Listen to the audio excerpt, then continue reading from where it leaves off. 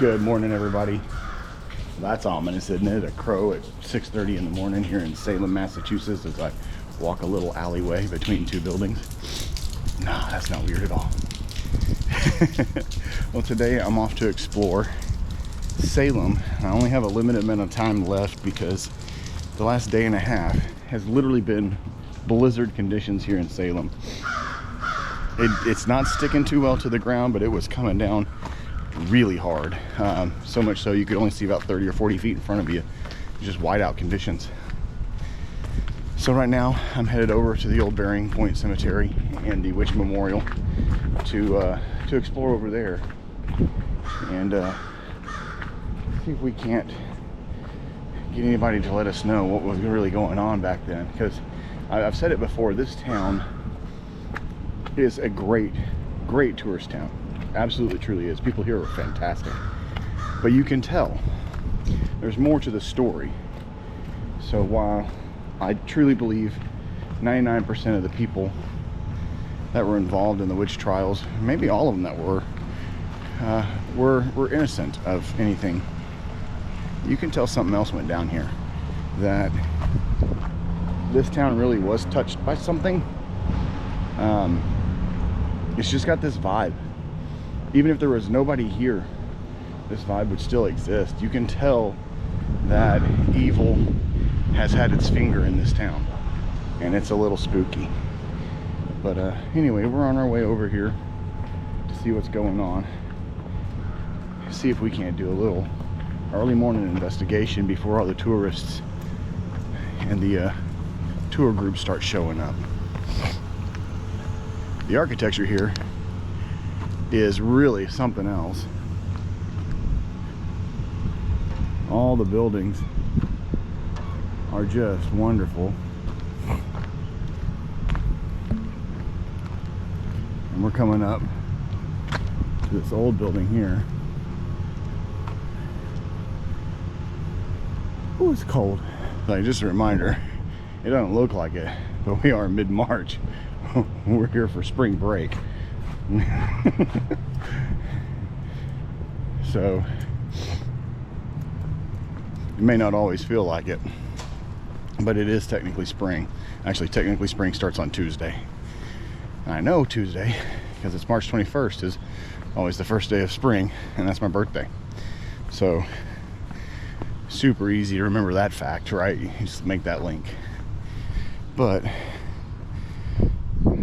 this is why we're over here.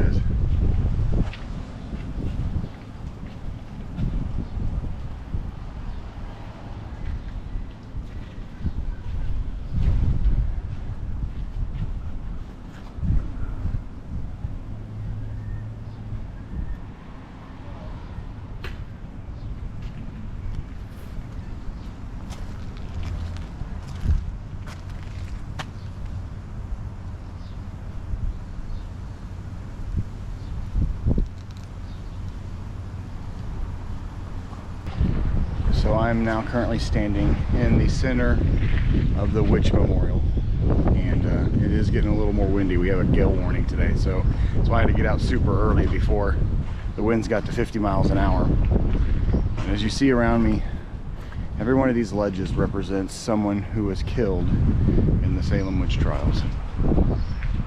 There's a few that are buried right over here. The judge that presided over the witch trials is actually buried in here, Judge Hawthorne.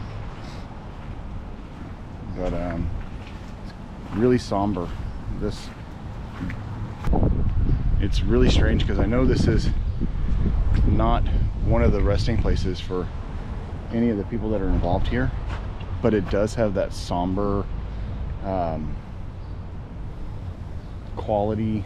I'm trying to think of a better word here, but it definitely has the presence that's required to create a place that you should reflect and study your own inner demons, so to speak.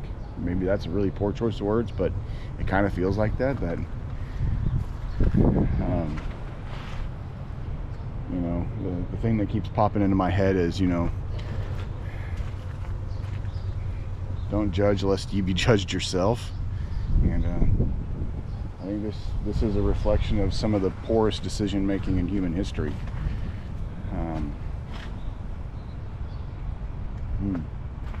These big old trees, they just kind of set the mood, you know. It's like,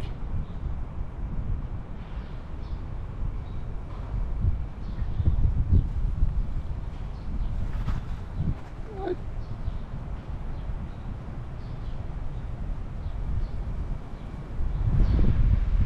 I thought I just heard a woman say hello, but I don't think the Welcome Center opens for another hour.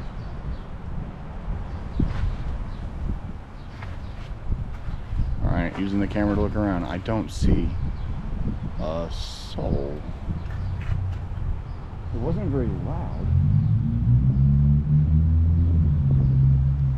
I tell you what, these tombstones are something else. Look at that.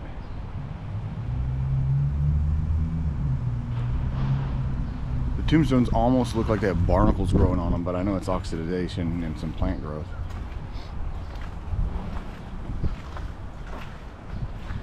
And here are the ledges. Every one of them is carved with somebody's name. Like right here we have Martha Carter, hanged August 19th, 1692. See right here. That one's pretty worn.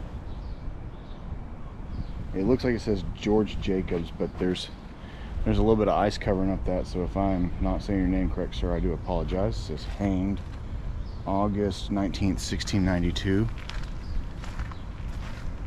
I believe there was, that one's totally froze over. I can't see that one. 19 people hanged and 2 pressed to death. And this one says George Burroughs, hanged August 19th, 1692. Sarah Wildes, hanged July 19th, 1692. It's also, maybe there's some of that going on here, is that the witch trial started March 1st.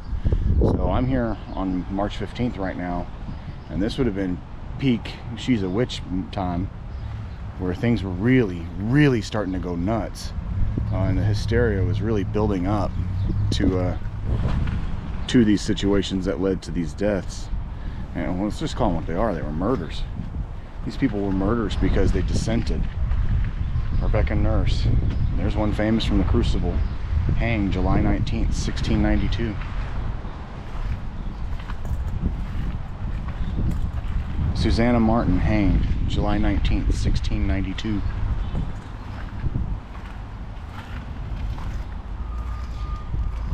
Elizabeth Howe, hanged July 19th, 1692.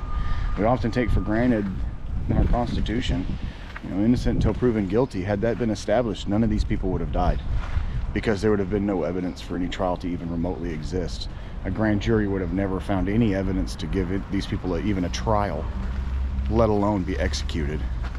Sarah Good, hanged July 19th, 1692. Wow, I just got emotional.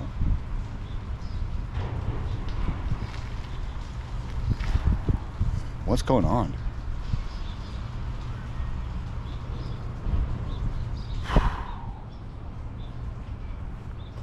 That one hit me. I don't understand that. Bridget Bishop, hanged July 10th, 1692. There's an interesting connection. My my niece and nephew are all here with me, and their mom's name's Bridget, and this Bridget was hanged on June 10th, 1692, and that's Brylan, her son's birthday.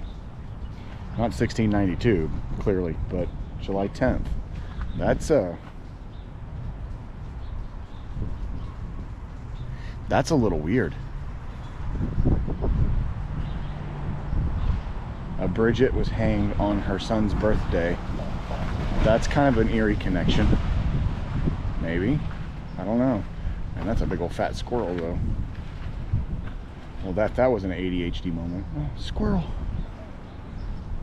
I'm gonna come back over here to Sarah Good just because I walked past it once and I'm walking past it again, because every time I walk past Sarah Good's ledge here, I get hit with a little wave of emotion. It's the only one.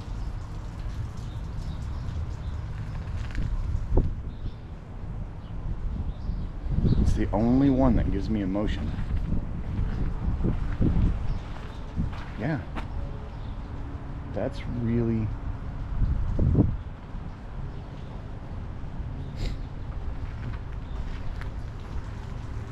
it's really weird. Sarah Good, hanged July 19th, 1692.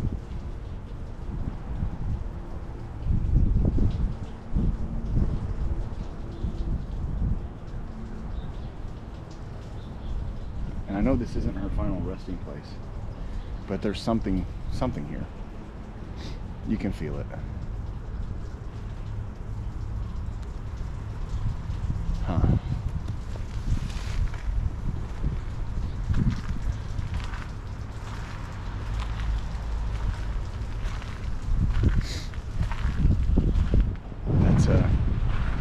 That's an interesting moment right there.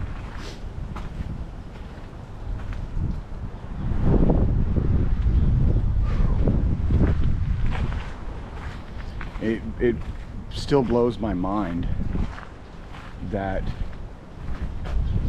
we could let something get so out of hand that there wasn't one voice of reason who would simply just say, let's all slow our roll here a little bit and come to our senses.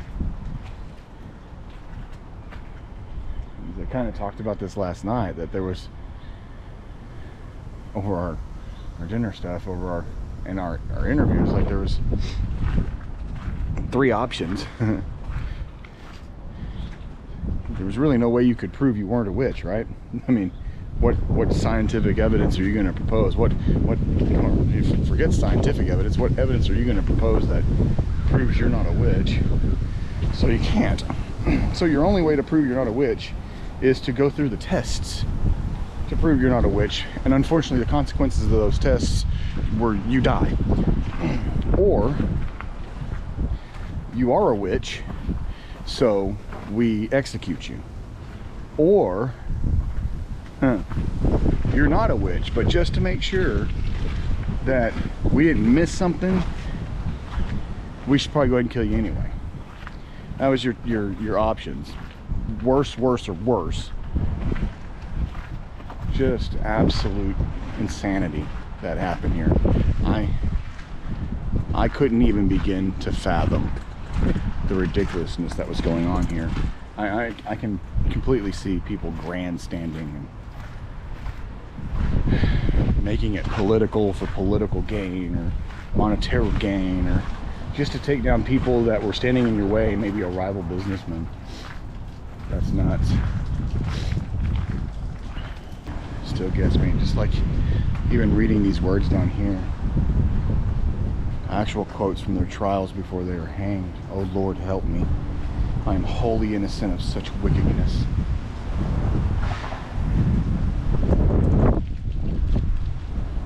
If I would confess, I would save my life, but I am wholly innocent of such wickedness.